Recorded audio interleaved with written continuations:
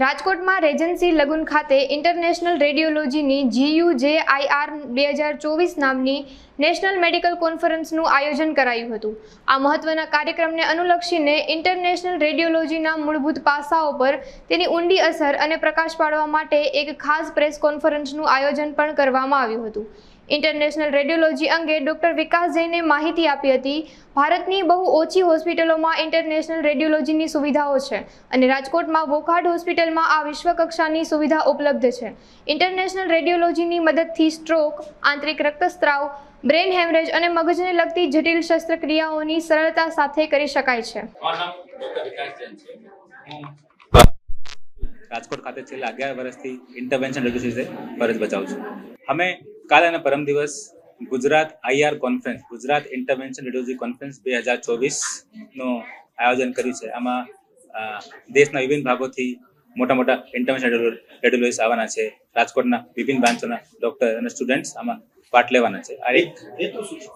આમાં છે ને મેડિકલ રિસર્ચ, નવા intervention radiology techniques, patient outcomes અને આ બધા ઉપર ડિસ્કશન થવાનું છે કે આપણે પેશન્ટ કેર કેવી રીતે ઇમ્પ્રૂવ કરી શકીએ.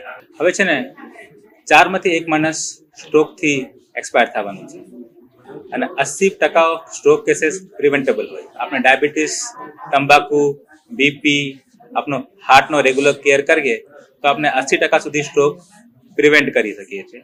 અને કોઈને સ્ટ્રોક થાય તો ઝડપી સ્ટ્રોક રેડી હોસ્પિટલ પહોંચે તો આપણે તાત્કાલિક સારવાર મળવાથી પેશન્ટનો રિઝલ્ટ બહુ સારું મળે.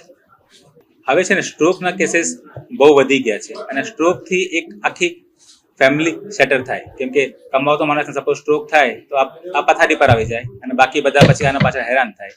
આના માટે આપણે કોઈ પણ નાની મોટી પણ સ્ટ્રોકના લક્ષણો દેખાય અને બી ફાસ્ટ નામના કોડથી આપણે યાદ રાખી શકીએ કે બેલેન્સમાં તકલીફ, જોવામાં તકલીફ, હાથ પગમાં નબળાઈ, બોલવામાં તકલીફ પડે તો તાત્કાલિક સ્ટ્રોક રેડી હોસ્પિટલ પહોંચે.